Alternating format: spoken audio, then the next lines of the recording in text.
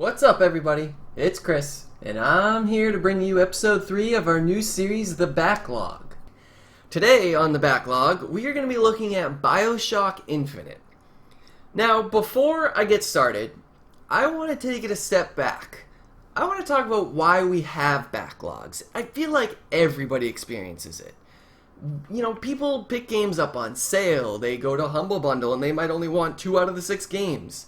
Sometimes too many games are coming out at once, especially during the fall. I can name 6 games coming out just in September, October, and November alone that I'm probably going to buy this year. There's other times where you're just not feeling it, whether it's the time of year, your mood, whatever it may be. When you boot it up last year, you weren't into it. You boot it up today, and suddenly it's your new favorite game of the generation. And then, of course, the worst case scenario, you pick it up through word of mouth and you just don't like the game. If that ever happens, kill your friend that told you to buy the game.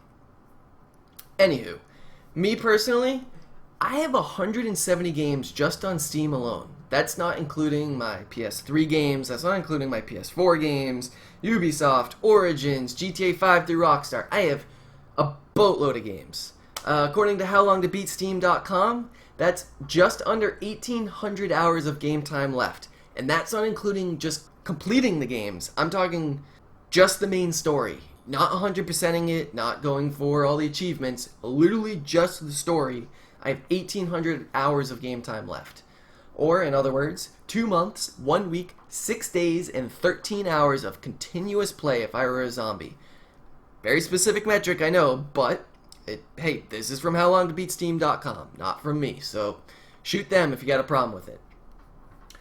Now, back to the game at hand, Bioshock Infinite.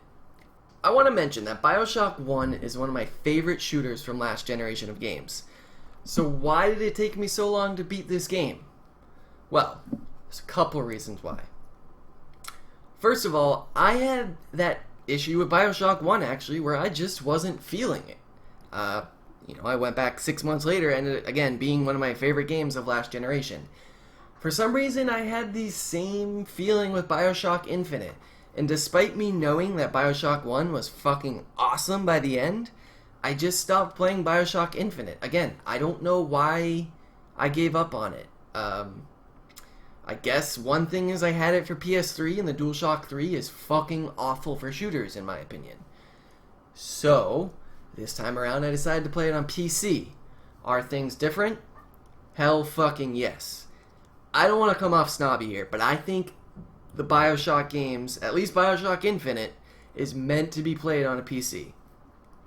Now, you can point it towards the awesome combat and the twitchy controls, and I know some people might think Bioshock doesn't seem like a twitchy shooter, and for the most part it's not. I played with a fairly low sensitivity, but that feeling of just popping headshots left and right with the carbine just feels so fucking good. I'd never had that feeling when I was playing it on a PS3. Now that I'm playing it on PC, I have a much different opinion of this game. Beyond that, there's a sense of enlightenment you get when playing through the world of Columbia in Bioshock Infinite.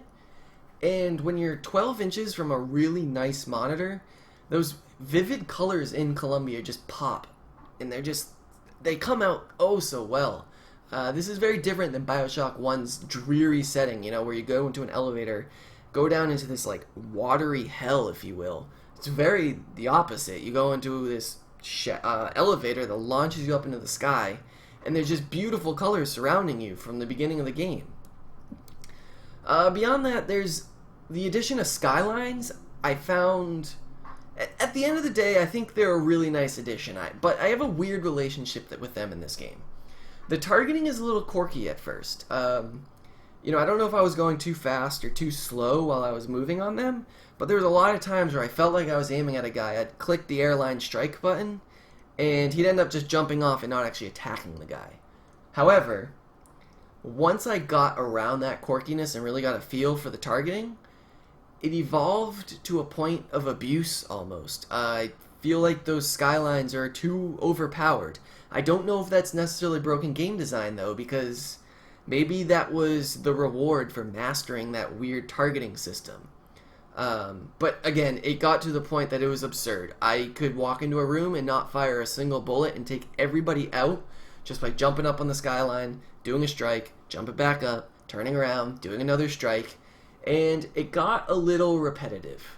So that's going to lead me to my next point. There are some aspects of this game that are repetitive, and I can see that annoying people. Maybe that's why I didn't get into this game at first. The shooting, for instance, or just combat in general. You can be creative with it. You can have fun. And at the end of the day, I ended up really liking the combat, but only because I was forcing myself to be creative.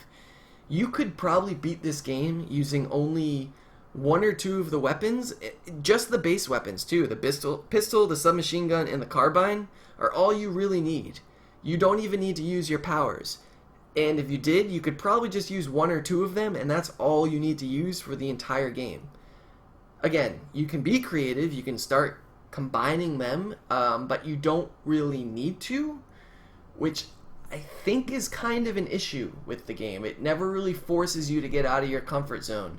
I used the carbine for probably 75% of the game. That's a big problem in my opinion. Beyond that, and this was true in Bioshock 1 as well, there is some backtracking which can be a pain. You might get to, it's very Metroidvania in a sense, you might get to an elevator that needs to be powered through electricity, but you don't have the electric power yet. Well, you turn around, go back down a hallway you passed that was 20 minutes earlier, go down, get that electric power, now go back through those two hallways you just went through and get back to that elevator just to power it up. There's obviously twists and turns along the way. You might encounter a new enemy type or something that kind of mixes it up a bit.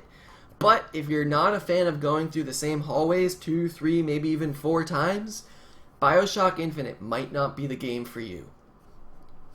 Now, you might be questioning how I know so much about this game after only playing what's supposed to be a few hours for the backlog. Spoiler, I ended up beating this game in 1 week. Why? Few things. Epic setting. The game is just, again, you get a sense of enlightenment. It's just fucking beautiful. That first the feeling you get that first time you go up that elevator and enter Columbia is probably one of the best feelings I've ever gotten from any game ever. Beyond that, I had fun with the combat. Again, I forced myself to be creative. So some people might not like that. That's, I think, an inherent flaw with the game. But if you want to be creative, there is some fun in that combat. And it's just fucking satisfying to just own people with a skyline strike.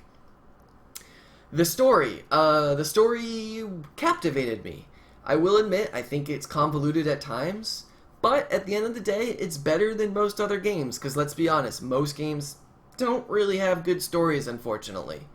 But again, it's convoluted. I won't spoil it too much here, but time travel and multi-dimensional stories, those are really hard themes to do well. Irrational, while I admire their ambition, I admire them for trying, at the end of the day, I don't think they totally succeeded. I think they had a great idea that they just had a lot of trouble wrapping up. And because of that, it kind of... There's definitely some plot holes and some flaws in the story. Don't get me wrong, it's still pretty good. But I definitely don't think it's the best ending of all time, like I've had a few people tell me. But at the end of the day, it's a good game. I definitely recommend it to anybody who's everybody, as long as you're okay with backtracking and having to be a little creative with your combat. And let's be honest, irrational games, they can do a fucking elevator scene. So with that, I'm going to end this episode with one of the best elevator scenes you'll probably ever see in any video game ever. Definitively. Cheers, everyone.